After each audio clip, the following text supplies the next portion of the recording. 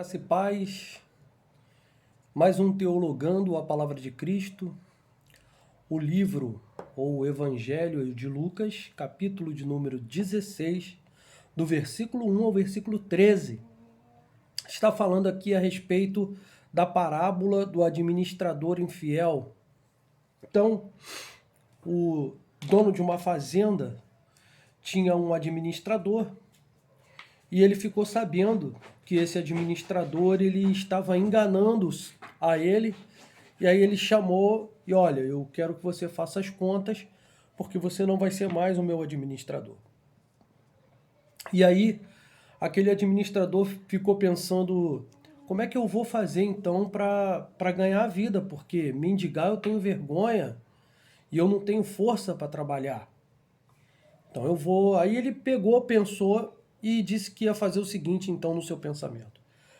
E assim o fez. Começou a chamar aquelas pessoas que eram devedoras do seu patrão e ali ele começou a acertar. Quanto você deve? Eu devo 100.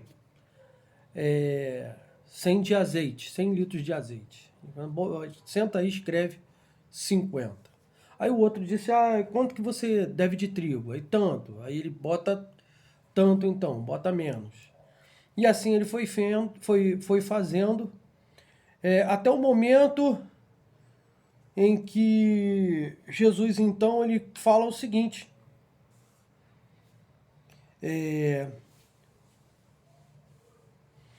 versículo de número 8, Jesus diz assim, e elogiou o Senhor o administrador infiel, porque se houvera, ou se movera, né,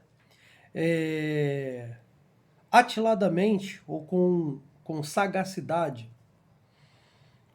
porque os filhos do mundo são mais hábeis na sua própria geração do que os filhos da luz. Aqui Jesus está fazendo então uma comparação entre os filhos das trevas e os filhos da luz. Que os filhos da luz eles são mais prudentes, eles são mais habilidosos na questão de lidar com as pessoas. Ok? Ele está querendo dizer exatamente isso. Não é fazendo um elogio para eles, no sentido de que ele enganou o patrão e está enganando mais o patrão para poder ganhar dinheiro. Não é disso que Jesus está falando. Jesus está falando do movimento em que os filhos da luz fazem, que os filhos de Deus não fazem. Por exemplo, né, ele vai dizer um pouquinho aqui mais à frente, né, dos bens ou das riquezas, ou do seu trabalho, ou do dinheiro que você ganha, você pegar e fazer amigos, fazer discípulos, porque um dia você pode precisar de alguém. A gente acha que a gente nunca vai precisar de ninguém. A gente precisa de Deus, a gente precisa de Jesus. Isso é verdade, queridos irmãos. Mas é verdade também que nós temos que ter relacionamento com outras pessoas. Né? Nós precisamos, no nosso trabalho, onde nós estamos, termos ali então relacionamento, mostrarmos que somos cristãos de verdade e sabermos então nos comunicar com outras pessoas para podermos transmitir esse grande e imensurável amor de Cristo Jesus. Mas eu quero continuar então essa leitura. Ele diz assim, eu vos recomendo das riquezas de origem iníqua, fazei amigos, para que quando aqueles vos faltarem, esses amigos vos recebam nos tabernáculos eternos. Quem é fiel no pouco também será fiel no muito. Quem é injusto no pouco também será injusto no muito. Se, pois, não vos tornastes fiéis na aplicação das riquezas de origem injusta, quem vos confiará a verdadeira riqueza? Está falando o seguinte, se você não é fiel naquilo que você recebe, nas quantias, no dinheiro, né, que você recebe, sendo mais direto, como é que alguém vai te confiar alguma coisa espiritual? Ou como é que alguém vai te confiar alguma coisa como se fosse, por exemplo, como se é que vai acontecer no reino celestial? Como será confiado isso para você? Mas vamos continuar aqui. Quem é fiel no pouco... Tá, versículo 12 diz assim, se não vos tornastes fiéis na aplicação do alheio, quem vos dará o que é vosso? Ou seja, se você não consegue administrar as coisas dos outros, do seu patrão, né? Como do próprio Senhor Jesus Cristo, os dons, as dádivas, as bênçãos, a prosperidade que chega à sua vida, se você não sabe administrar isso, como que você vai receber aquilo que é verdadeiramente seu? E ele está tratando de coisas espirituais. Versículo 13.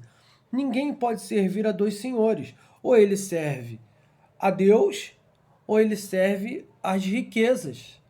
Não tem como servir a dois senhores. Uma hora ele vai largar um e vai servir o outro, ou então ele vai aborrecer a um e vai servir o outro. Não pode, então, servir a Deus e a Mamon, ou Deus e as riquezas. Ok? Então, resumindo aqui a questão, o uso que fazemos do dinheiro é um bom teste do senhorio de Cristo em nossa vida. Primeiro, usemos nossos recursos financeiros sabiamente, porque eles não pertencem a nós, eles pertencem a Deus, não a nós. Segundo, o dinheiro ele pode ser usado para o bem ou o mal. Vamos usá-lo sempre, sempre, sempre, sempre para o bem. 3. As riquezas, elas conferem muito poder, então devemos usá-las cuidadosa e prudentemente. Quarto, usemos os nossos bens materiais de um modo que favoreça, então, a nossa fé e a nossa obediência a Cristo. A gente pode até ver isso lá no capítulo de número 12, versículo 33 e 34, quando Jesus fala aí em Lucas sobre isso, ok? Então isso é muito importante vocês saberem esses quatro pontos aí.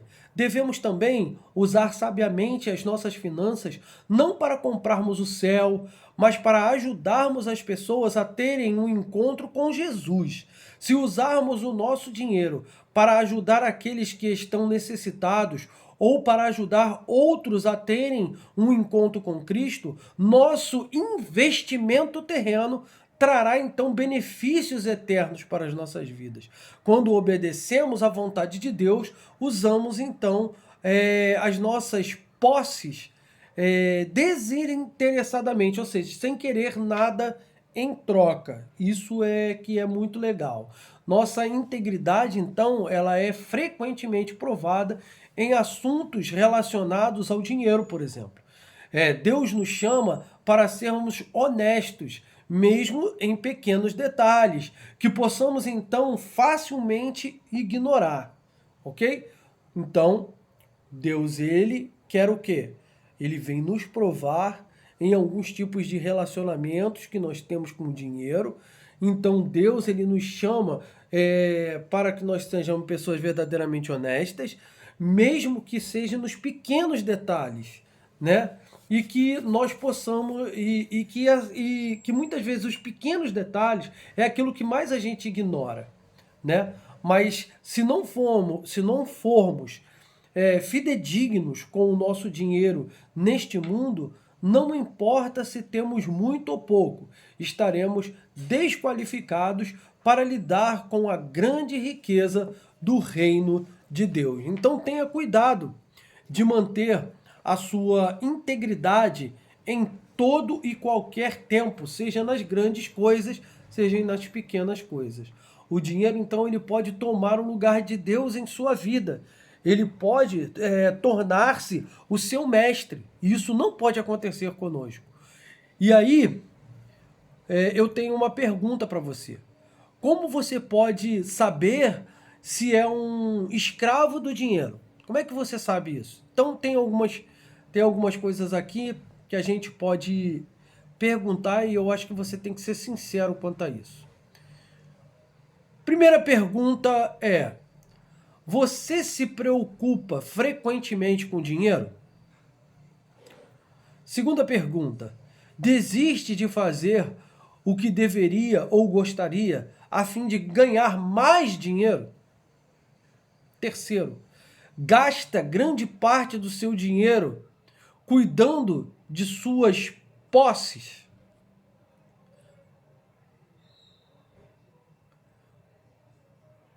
Quarto: sente dificuldade de ofertar? Quinto: costuma ficar endividado? Lembre-se sempre, o dinheiro é um senhor severo e enganoso. A riqueza promete poder e controle, mas frequentemente não é capaz de trazer os livramentos de que necessitamos. Grandes fortunas podem ser conquistadas com muito trabalho, mas perdidas também do dia para a noite, ou da noite para o dia. Além disso, nenhuma quantia em dinheiro ela é capaz de garantir a sua saúde, a sua felicidade e tampouco a vida eterna. Quão melhor é deixar Deus ser o nosso mestre, os servos do Senhor, ele tem paz de espírito e segurança, tanto no presente quanto na eternidade. Que Deus esteja a abençoar rica e poderosamente as nossas vidas, que você possa ser um administrador dos seus bens e do seu dinheiro. Que eles sejam seus servos e não seus mestres. E que você possa servir aos outros com o seu dinheiro e com os seus bens, de tal forma que eles venham encontrar a Cristo concernente àquilo que está sendo investido na vida deles. Mas sempre com muita sabedoria e entendimento. Fiquem todos na graça e na paz de Cristo. Até o próximo Teologando a Palavra de Deus.